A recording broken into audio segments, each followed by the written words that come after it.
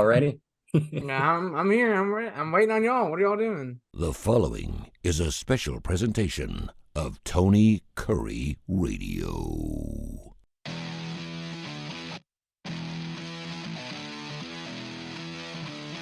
Let's go. Hello, everyone. Welcome into Students of the Game. My name is Alex Baumann, and joined by my two co-hosts today, Nathan Glidewell and Oldenburg. Nathan, I know you've been chomping at the bit to get to this story you saw over the weekend. You definitely do love these stories when you get through them. It's a food story. So KFC announced that the Cheeza is releasing nationwide on February 26th, which is today as we're recording this video on Monday, February 26th. The Cheeza consists of 2 fried chicken fillets topped with zesty marinara sauce, melty mozzarella, and crispy pepperoni. Are we trying this, guys? Man, I mean, they just picked some of the worst people to come up with food ideas. If I was in charge of like a company coming up with new menu items, I could do 10 times better than this. I mean, they're just throwing crap around. No, I will not be trying this out. You always pick the worst stuff to put on this. And honestly, KFC has been out of the game for a while. They don't even have the best chicken anymore. I think Popeye still does a better job than they do. So they're kind of losing that battle. But I mean, let's be honest. PepsiCo doesn't really care about what all KFC does. And this is just another thing to get people to buy that still eat at KFC. I don't know who those people are. Yeah, I agree. This is not something that I'm going to be personally trying. My like for KFC has just kind of dwindled down throughout the years of my life. I used to like it when I was a kid, I guess. Really yeah, see, there's the I guess at the end though, because you never truly liked it. It's just like, oh, it's something to eat. Exactly. It's you've got to be in the exact mood for KFC to actually go out and. I don't think there's a mood for KFC. Think about chicken. Yeah, yeah. You don't wake up one day. It's like, man, you know what I really want right now? I want some KFC. Let's go to KFC. I mean, if you're constipated, I guess you want some KFC. When you think about chicken, you don't talk about it's easier to go through with that. KFC is like maybe 12th or 13th on my list when I think about if I want chicken somewhere. So no, I'm not going to try this. There's a reason this started out in Taiwan and India and places where they just throw random stuff together for food and they try it. So that's what happened here, and they think it's so good they're gonna bring it to the United States. I think the real question is how many of like KFC's restaurants are actually like freestanding and not some combo between Taco Bell or whatever other crap that is near them, or they're like the side of the convenience store. I know ours, the closest one to where we live is the one closest to the gas station. Like it's attached to the gas station. Where? I don't know where that is. It's off 119, you know, where all that stuff is. McDonald's, Captain D's, Hooters, Applebee's. Yeah, sorry. Like I don't pay attention to out of KFC business, that often. 2012. Yeah, the one by the Captain D's, the one by the other irrelevant fast food chain. Got it. Strip of irrelevant fast food chains. KFC, Captain D's, and some other stuff. Yeah, pretty much. I know there's an Applebee's there. We can get into that another time. We could have a whole day of stories about Applebee's and how we do not appreciate their contributions to society. I'll take a Coca-Cola, ma'am. Brings me 4 waters. Here's your water, sir. Trying to get Alex to drink more water. I see. I guess it worked out because it's what I drink nowadays is water. It's good. It's good water. All right, let's move on to another debate here. The court storming situation this past weekend. Following their 83-79 winning against number 8 Duke, Wake Forest fans stormed the court, and one fan, whether you want to say Kyle Filipowski tried to trip him or he ran into Kyle Filipowski, they collided. Kyle Filipowski started limping, had to be helped off the court. Filipowski and head coach John Shire were not very appreciative of what happened. The Wake Forest head coach did not, agree with Shire on the fact that court storming really should not be a thing. Do y'all agree that court storming should be allowed or field storming should be allowed in college sports? You know, for me, this is hard. This is a hard one. This is a perfect person to talk on this topic too, Alex. Exactly, because I am so against Duke University and John Shire and especially Kyle Filipowski. Screw that guy. So I love this when it happened. Like, obviously, I hope he's okay because he's a good basketball player and stuff. But like, I loved it. I loved it. I loved it when Duke got beat. I loved it when Wake Forest rushed the court, and I loved it when John Shire was complaining the entire press conference afterwards. So no, I'm not probably the right person to talk about this, but I'm gonna expand it to like this could happen to anybody. This could happen to Auburn. This could happen to Alabama, especially these teams that are really, really good and have been really, really good recently. You go on the road, it's hard to win on the road anyway. You go on the road against a team that should not beat you, and they beat you.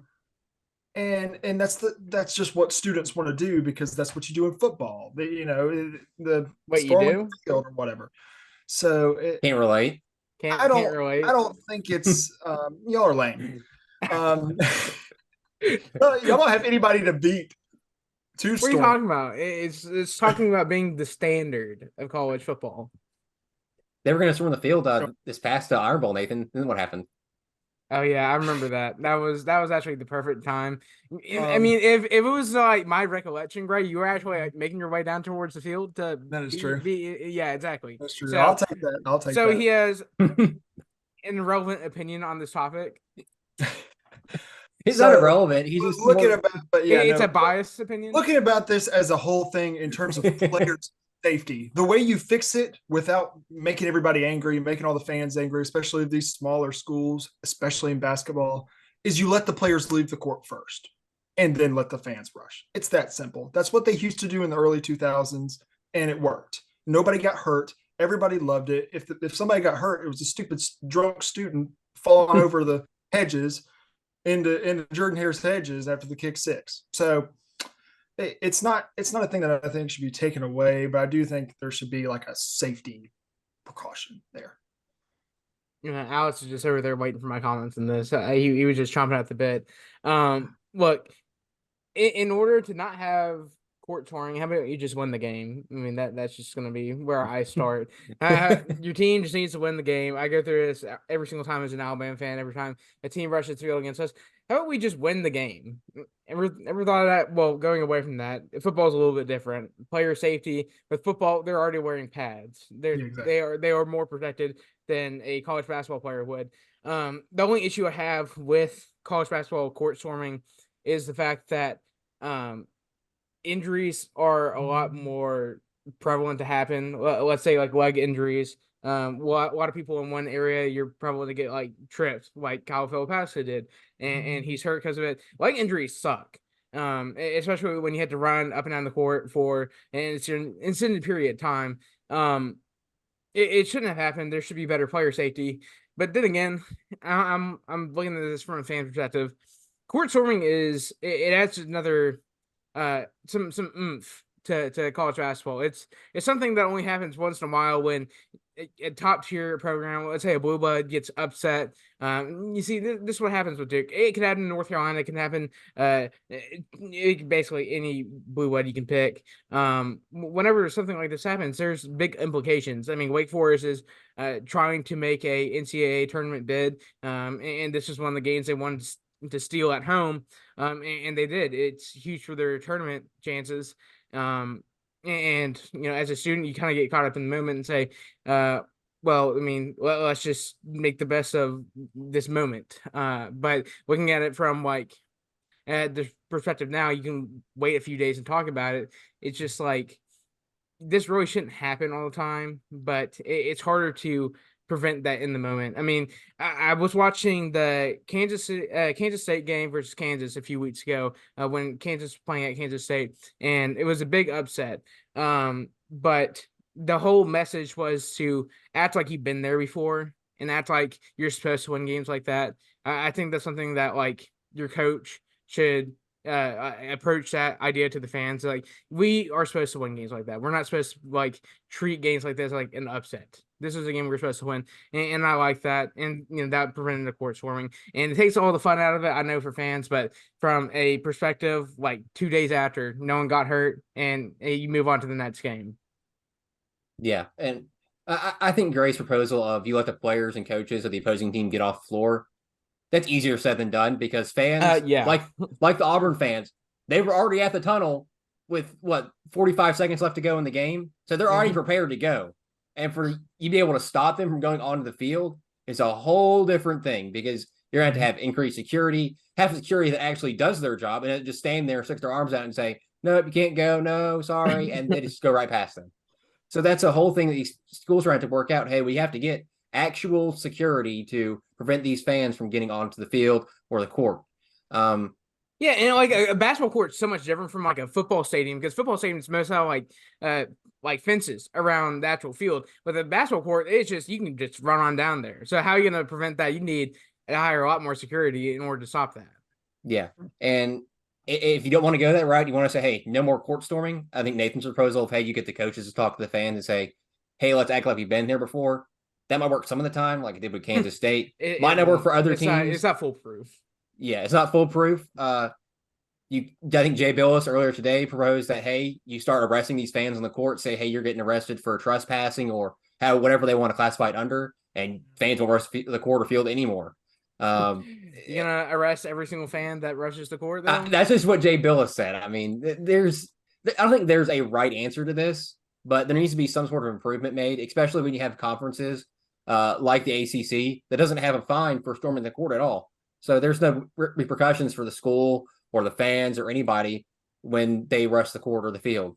I know the SEC does. There's some other conferences that have sort of leeway in their fine. Though. They just pay the fine. Yeah, I think no names though. Pocket change. I think if they want to sort of have a stipulation on that fine is, hey, you either increase the fine to some astronomical number where schools are like, yeah, don't think I want to be paying that. Let's just hire extra security and let's just deal with that way. Or I don't want to say teams forfeit the game because that's the fans thing they're doing. That's not the players. I don't think that's the route you go at all. You can't punish the players at all or the team for that. I don't know a way you punish the fans other than you arrest them or because you can't just say, hey, no fans allowed at the next game. So once again, that punishes the players. So I think there has to be a way where you get increased security at these games because as of right now, like I said, security just doesn't give a crap. They just say, okay, go on, here you go. Yeah, and that should be a huge priority. Like, because that's not at that point, it has nothing to do with just win the game or something like that. Yes, that just win the game. But when you do get beat, that should be the player's safety should be a major priority for not just the home team, but also the away team. The away team should be allowed to bring their own security for that as well, in the case of that to happen. Because when Duke lost this game, the buzzer sounded. Wake Forest fans all came on. There was a guy on the court with like 0.6 seconds left. He was already there. They already started running out there before the buzzer sounded. That has got to change. Yeah, I think letting the players get off the court is going to be the best thing, and then saying, okay, now y'all can go storm the court and enjoy the time with the players. If y'all want to have the fans be happy and the players be happy of the team that won, that's how you do it. That's how it's going to have to be. Or you just don't rush the court and celebrate the win in the stands. But that's just me. Yeah, but like you said, Nathan, that's not a foolproof plan because let's say some no name beats Duke, like a mid-major or something beats Duke. They didn't prepare for it. That's kind of, you can't just at that moment say, no, don't storm the court. No. It's just going to happen. So there's got to be some, what's the word I'm looking for here? Like precautions set up beforehand to deal with it, just in case. Easier said than done. It's why we're not working there. Yep. All right, so we're to college football here, guys. I know it is 226, 2nd and 26. Nathan, I know that's happy 2nd and 26 today. Mm-hmm. How many times have you watched the play today, Alex? At least twice, and that's just because Twitter. I didn't look it up. I just saw it on Twitter and watched it about 3 different times. I mean, Twitter is where you're going to see it. Or X, sorry. Is X. We're not calling it that, Alex. Come on, let's get out of that. All right. So the first story we have for college football today is Eli Gold, the voice of Alabama football, will not return to the Crimson Tide Sports Network in the fall of 2024, and Chris Stewart will be taking over as full-time play-by-play announcer. Guys, what are your thoughts on this whole situation with Eli Gold being let go, even though he came out and said he really didn't want to go?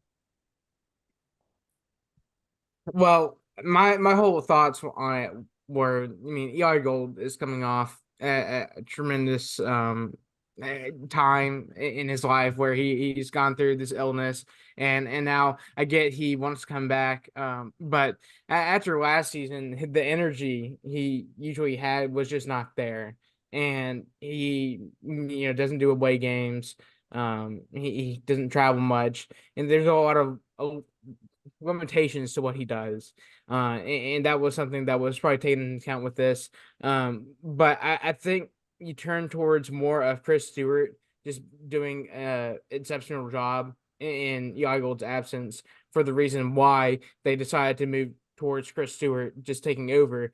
And Chris Stewart's done a fantastic job. He was already doing a fantastic job with basketball before he moved on to football in place of Eli Gold last year or the year before that. And I think that's the main reason. But like with Eli Gold and where he is now, he's just nowhere near the same.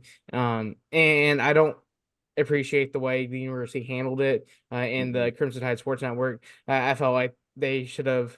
I mean, I know they tried to negotiate the deal, but it just really seemed like it was really wrong because Eli Gold's a legend, and for him to be forced out like that and to be treated like that, it makes the university look bad. It makes the sports network look bad. And I felt like it could have been handled differently. But also I understand why they made the decision.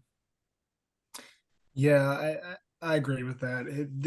Because it does come down to energy, and it does come down to Eli's on the tail of the very tail end of his career, and as much as it's going to hurt to not hear his voice because he's so iconic. When you think of Alabama football, you think of his voice, and him not being there it's going to be weird. It's going to be different. But Chris Stewart has done a phenomenal job stepping in. His energy is what we saw from Eli Gold, when we had prime Eli Gold. And I think that's what, the university is looking forward to and trying to get established as a permanent thing.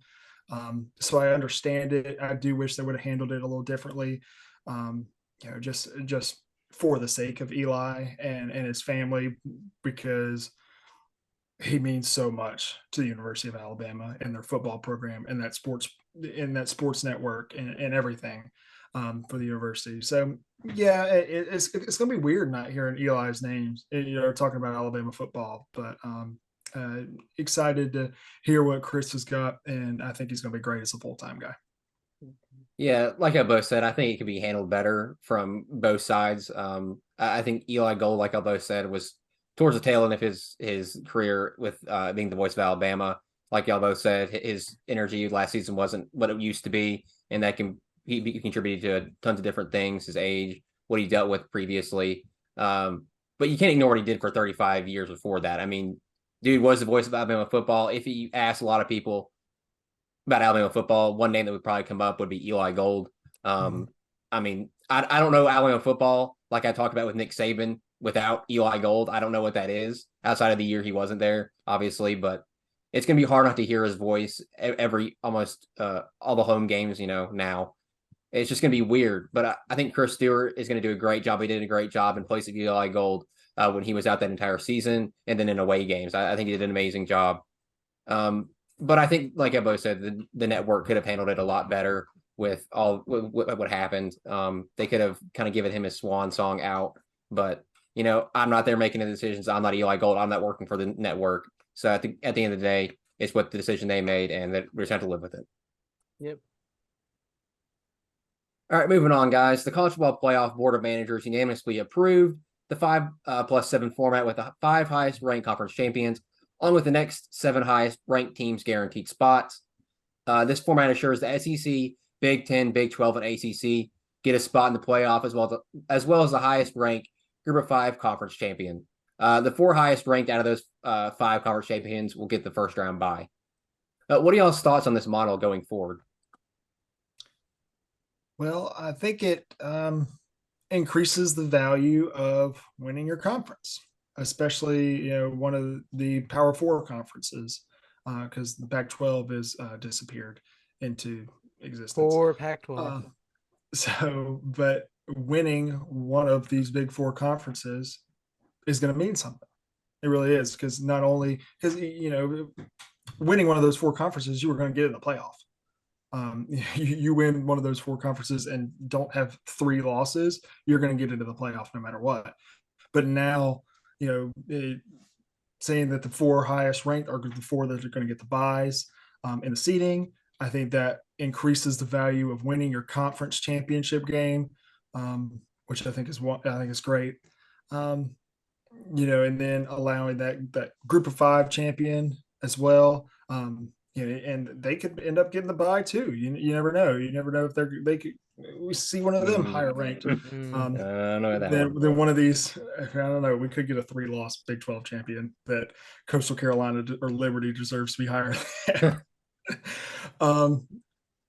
So I like it. I like it. I think the first year is going to be kind of telling when it comes to this format and this 12-team playoff and the schedule that they've made. Going throughout December and January, basically, with this playoff. But I like where their head's at, and I'm excited. I can't wait. It's weird. It's a weird time. Going from a 14 playoff to a 12 is a big jump. Not to mention they discussed a 14 team playoff, which I don't even know how that would look. But the 5-7 format, I think it gives a lot of grace to the conference champions, like it should. It's hard to win your conference. It's hard to get to the conference championship game, and not only to get there but to win it. So it definitely gives a lot of reward and incentive for winning your conference. It's kind of weird seeing the group of 5 being considered for a top 5 spot. Seeing that we had the Pac-12 last year and how well it did, and now it's all gone. And that's just nostalgia right there. But moving forward, I expect things to be a lot more competitive. It kind of looks a lot more like college basketball if you think about it. The fight to kind of get that automatic qualifier into the playoff. So it's kind of like tournament time pretty much. But with the other 7 bid spots, it's going to be a fight. It's going to be a battle. And you'll see a lot of teams from the same conference sneak in there. You think about the SEC, how competitive it is, and now the big look, the new look Big Ten, and how competitive it will be in the first year. It's going to be a different time, and I don't know what to expect from it yet. I couldn't tell you who would be in it. I can tell you who might be in contention. But at this point, I don't know where this is going to stand. All I'm excited about is once EA College Football 25 comes out, having to play the 12-team playoff and designing 100%. I don't know. That's just what I'm looking forward to. That's all I care about now. But it's weird. It's kind of like the NFL now. Yeah. I wonder how long it's going to take fans to start complaining about this format, because we went from 2 to 4 and fans found within a year to complain about it. And they're just going to find another way to complain about this, regardless if it's 12, 14, 16, 52 teams. I mean, we're going to be like, oh, well, what about this team or this team? They did this and this and this. And it's always complaining. I don't think they're ever going to have the perfect format for the playoff. It's just going to continue to be argued over and over again. Back to the BCS. No, because it's only the 2 teams. And then, you got Auburn over there, undefeated season, doesn't get in the BCS. So, oh, boo-hoo. That's true. I don't. I like this format a lot when it comes to getting the automatic qualifier. But do y'all think that teams are going to want to get the automatic qualifier and get that bye in favor of actually playing every game and not having to sit out and sort of take that rest, where we see in the NFL where teams that has that bye in the playoffs sometimes struggle in that first game? It's a lot different with like a college football season, because you talk about NFL and where they are. How many regular season games they play? 17, 18? I don't know. 18. It's 17 because the 18 weeks there's a bye. Yeah, it's a lot. And then you look at college football, and I think you include the kind of cupcake games at the beginning of the season. You kind of got your boot up games, whether that be week 1 or week 2, and then I know in the SEC you get your kind of cool down games, kind of last week of the season or before that. So it's a little different. It's not the same pace that you would see in the NFL season, and it's also not as longer. So you can make an argument for playing through it and just trying to continuously build on momentum and continuing to be hot. But the amount of injuries in college football now is so very high. So I think coaches will still prefer to have the extra week of preparedness and to get injured players back. And having that bye is going to mean a lot to these bigger schools. You think about Alabama and Nick Saban, how many times Nick Saban used the time between the SEC championship and the first playoff game to just prepare and practice and get people back, and how much that paid off for him. And now I think we'll see a lot of different scenarios, a lot more coaches having more time to prepare for bigger games. And I think it will pay off in the end. But I also get what you're saying with like staying hot there, Alex, because if a team can stay hot, then there's no stopping them.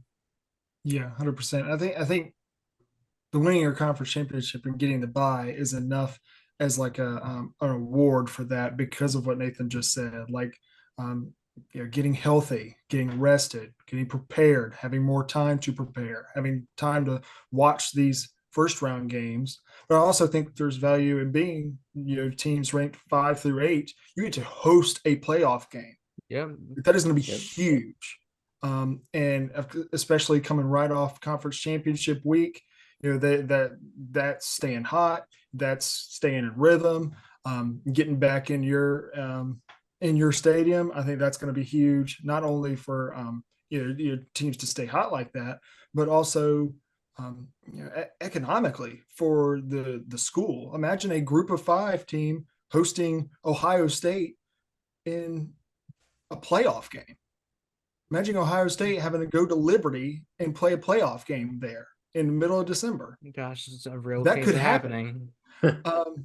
So I think the value of that is also really good. So I like the way they've done it, but it'll be interesting. It'll be telling this first year. Yeah, I think the biggest argument is going to be between the 8 and 9 teams, because that's going to be who hosts the playoff game and who doesn't.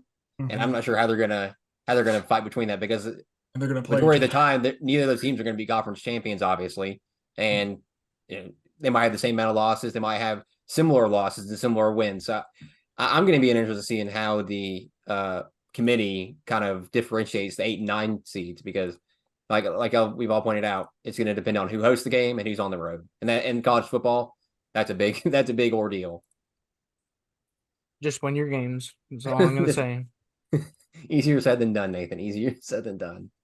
Especially the new look SEC and new look Big Ten. I don't know. I'm just born winner. You're a born winner. Get you a shirt that says that. Yep. All right. Let's move on here to a I guess you could call the NCAA a loser at this point, because last week a federal judge in Tennessee granted a preliminary injunction that prohibits the NCAA from punishing any athletes or boosters from negotiating a name, image, and likeness deal during their recruiting process or while they're in the transfer portal. Worth noting, this injunction is not the final ruling in the case. It's just sort of put out there so NCAA can't do anything about it. So at this point, any thoughts on this ruling, guys, with the name, image, the NIL, and the negotiating stuff with boosters? We're going to stop calling these student athletes. We're going to start calling them student employees, because that's what they are.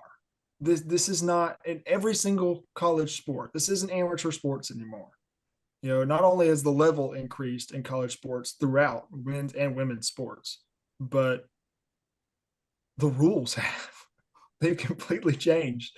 And now being able to negotiate these NIL deals and kind of mold them into where you want to go and further your education and play your college sports.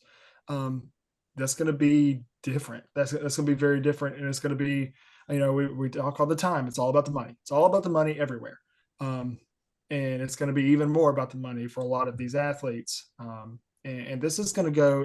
This isn't going to be just a Virginia and Tennessee thing. This is going to be a nationwide thing very, very soon, because you can't have certain student athletes with the ability to mold their deals and deals designed for them to attend a certain school and 2 hours over not have that, even though that is a state right. So the NCAA is done. they're done. They don't have anything left. They're a complete joke at this point. They're They can't do adamant. anything. This is going to be crazy, and it's going to be interesting to watch, these athletes, these high school kids, these 16, 17, 18-year-old kids, negotiate these $1 million deals because they're really good at playing football or basketball or baseball or something like that. That's going to be crazy. But they are employees. They bring in money for their schools. So, that's the whole thing with name, image, and likeness, right? It's that they have a right to make money off of what they bring to a certain, corporation, organization, just like you work at a job. That's what they're doing. And so they do have this right, which is why the NCAA is done. They're done. Yeah, no, we've gotten to a point in college sports that, I mean, we're so far beyond like getting paid for like having people buy your jersey or some crap like that. This is basically, I mean, this is the NFL. Yep. You're getting paid for doing commercials. You're doing getting paid for doing these partnerships with like different foods or something. Oh, your name's on similar to this product. Oh, you're gonna be in their commercial. You're gonna help promote this brand, and we're gonna pay you millions for it. But I don't like want to dog on high school athletes, because they're just trying to make a living as well. I mean, 100%. if I'm coming out of school and I'm the best athlete in my sport, if I'm the best in basketball, then I want my NIL to be high. I want to make money. I want to be able to do that. And plus, they're being able to have a full ride most of the time to go to school and learn while making money. I mean, that's the best of both worlds right there. They pretty much have a job already lined up. And if somehow college sports don't work out, they don't make it to the NFL, they already made a bunch of money, and plus they probably got their degree if they stick with their classes and everything. So I think there are good and bad sides of this, but it definitely helps them get a leg up against a certain competition, and now there's not really much of an incentive to learn in school. It's more like, how much money am I going to make? Am I going to continue to make money if I stay in school? I'm going to do the bare minimum, stay in school, or at this point, are they even doing their own schoolwork? Because I mean, the coach wants them on the team. How badly do they want them on the team? How much are they willing to sacrifice for that student athlete, as Gray would say? But it's basically like the NFL at this point. And if you want to have people or like high school athletes employed and to come play for your school, I mean, let's just be honest, employ them. Like, let's go ahead and get to this point where we're saying, here, sign a contract for a college sport. You can help play for the college team, and it's basically like its own separate thing. It's not actual like connected to the university or something like that. That way, there's no like saying, hey, they're not even being the student part of being a student athlete or whatever, student employee. They're just doing the job they signed up to do. And I think that's different.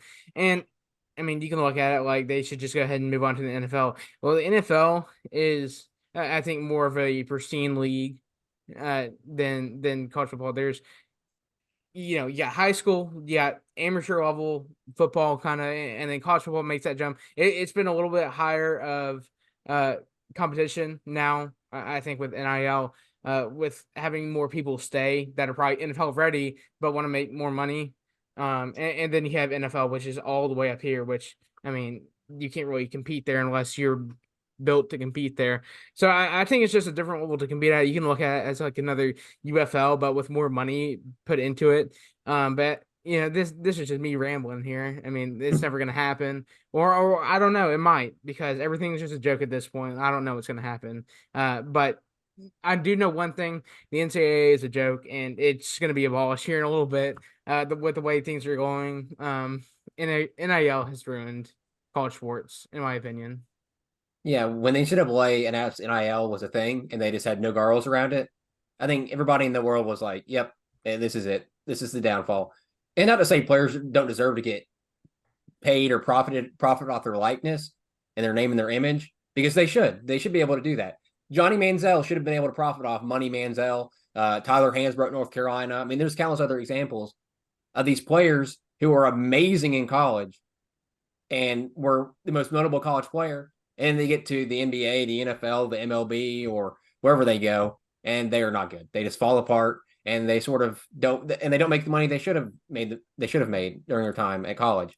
So I think that the players should be getting paid for name, image, and likeness, but there's got to be guardrails set up, because if you're just going to let athletes and the boosters sort of negotiate these deals, what's going to stop Texas or Alabama or Georgia from negotiating deals with all these top recruits? And then you have somebody like a Group of Five school, or like a Tulane, or Taking on Tulane, or something like that they don't have the money to compete with those schools. So they just get these 2-3 no-star recruits. Not saying these recruits can't be good, but when those recruits get good, these higher tier universities are going to be like, yep, transfer portal. Let me take Tulane's receiver here that just had 1,500 receiving yards. Let me go take Houston's receiver that just had 2,000 receiving yards, or the running back that just had 20 touchdowns.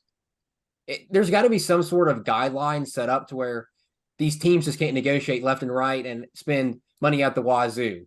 There's got to be, I guess there's got to be a salary cap like the NFL has, to where these teams are limited. This is to NFL football 2.0. To where these teams can't just steal everything. Yeah, I mean, there's got to be something set up, whether it's the NCAA sets it up, or the SEC and this Big Ten deal they had to group together, or whatever, the pack they made sets it up. I don't know what they do, but there's got to be guidelines set up, because at this point, it's just going to be the same 10, 15 schools every year competing in all these sports, because they had the most NIL money towards it. And they're going to get the top recruits and the top transfers. And it's going to screw these teams. We used to see back in the day where we'd have a surprise team every once in a while in the top 10 or in the top 25. It's just not going to happen anymore. It's going to be a struggle for these lower tier teams to compete in the NIL market. Moving on. I think this is the best story we have today. Everybody's More excited about NIL. this. More NIL. We love NIL. I think this is the good NIL, though. This is a good NIL. EA Sports announced its name, image, and likeness plan for the first version of the new game coming out this summer. The plan is that every player who opts into the game will get $600 and a free copy of the game as a baseline payment, with the potential for more lucrative NIL opportunities. Do you guys like this plan for them to sort of incentivize the athletes to be in the game? Yes. Put them in the game. That's the whole reason why we didn't have this game the past 11 years. Put them in the game. Pay them. Don't pay them a lot, because then EA is not going to have the money to hire developers who are good at making That's the game. a joke. I hope that's a joke. We're not going to act like EA isn't $1 billion company who just has money out the wazoo. Now, I mean, talking about the money, though. $600 and a free copy of the game, which the game's going to be $100, by the way. I'll pay whatever amount. $700 to each player. Tell them to take my $11,000. That's a lot, but they're going to get that back. The first 8 hours, this game was open to the public. No doubt about it, especially if they do it right. Now, that's my problem. Are we going to do this right? No, don't jinx it. Don't jinx it, Gray. All right. So I could go on a whole 30-minute tangent on if this game is like Madden. I'm ruined. Pack it on up. I'm done. Anything like Madden, I'm done. But obviously what we've seen thus far, we haven't seen anything outside of, yes, these what the players are going to get for being in the game, their likeness, and just some small things here and there, like no coaches. They're not going to pay the coaches. I think that's a first year thing. I don't think they just want to deal with that the first year, because I think those are $1 million a year contracts for the coaches, at least.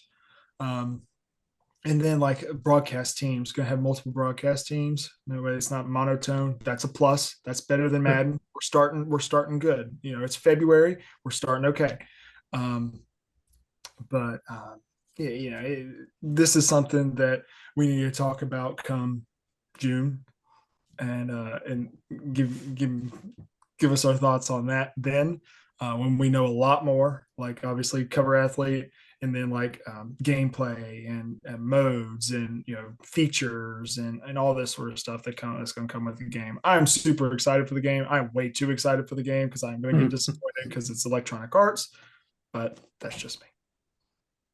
Like Gray said, we're gonna be real critics if this one comes out. So, you have like a spectrum here. It's you have the good side of things is way over here, and then the bad side's way over here. And if they fall anywhere from here to here, then I'm gonna be saying some stuff about it. I'm sorry, Nope. because the only version of the game I want is all the way over here. And they only have one chance not to screw this up. I mean, we've been waiting for this for years, 10 and years. it's been a decade. It's been a whole decade since we got the last game, and we're just been over here salivating. We've had to suffer through playing Madden. Madden is a joke of a game, and we just continue to play it because it's the only football game we have, and now we're here, and you go back to this nostalgia of playing the last few NCAA games and just remembering memories from that. And now you compare it to what this game might be. And if this game doesn't live up to the hype, if EA messes something up, which I mean it's EA, they probably will, you're gonna have millions of people upset. And that is a complete wrong thing to do. But I think they put a lot of effort into the game thus far. I mean, you can just see it with the amount of people they have implemented into the game, the commentary, play-by-play, all of that. I think that'll be exceptional through the roof.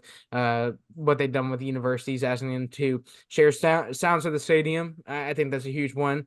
Adding in kind of real life situations, I think that's gonna be a big thing.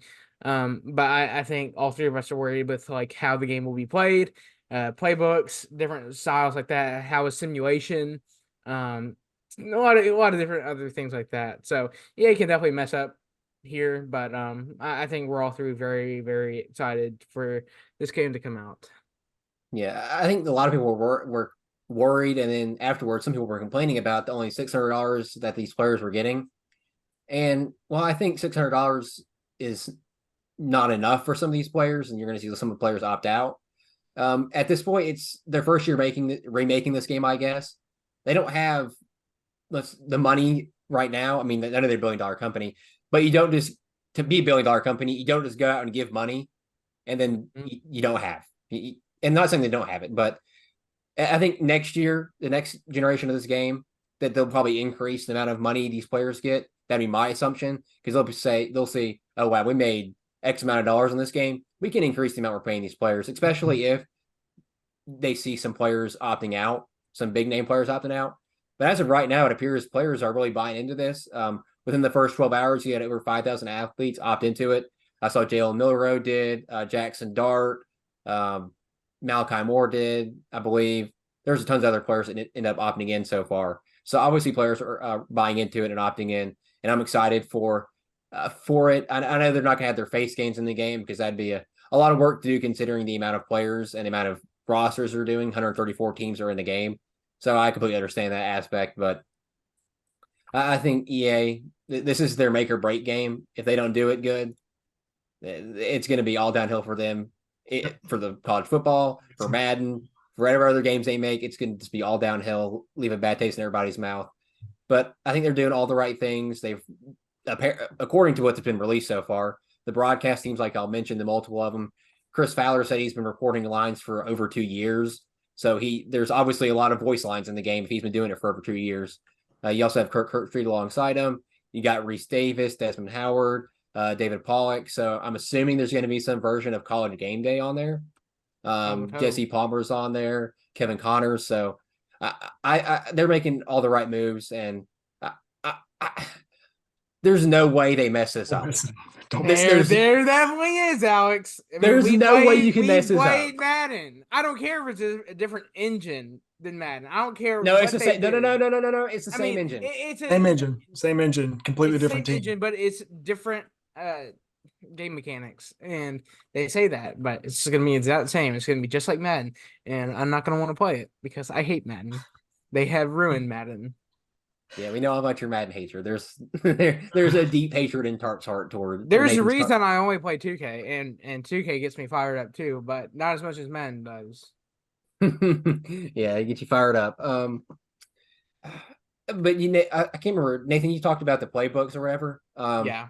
And they did point out that there's going to be 134 different ways to play the game in Not simulation and then on the field, which Not is enough. there's 134 different teams in the game, so every team's going to have a different way they play. Yeah, guess what? I can get through that in about 24 hours. So they better figure Well, some stuff out. that's a you thing, Nathan. That's not a common person. Well, they thing. should have prepared. I'm sorry.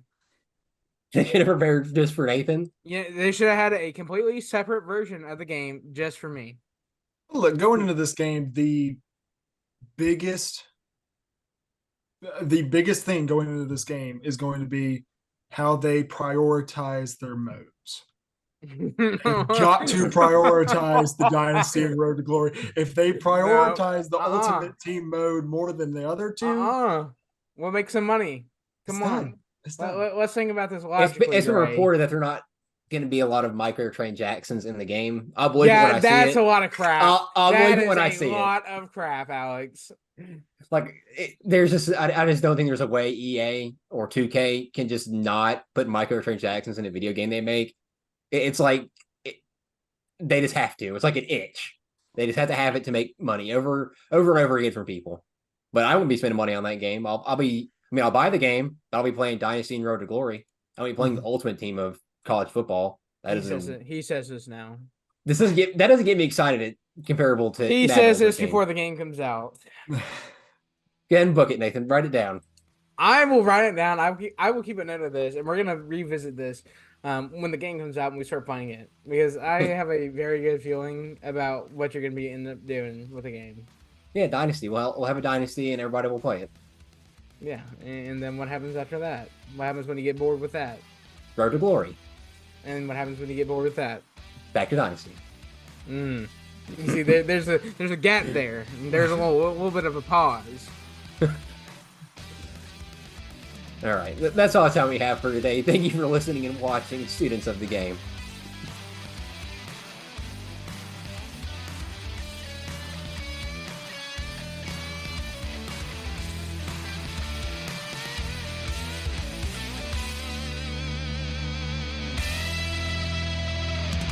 This has been a special presentation of Tony Curry Radio.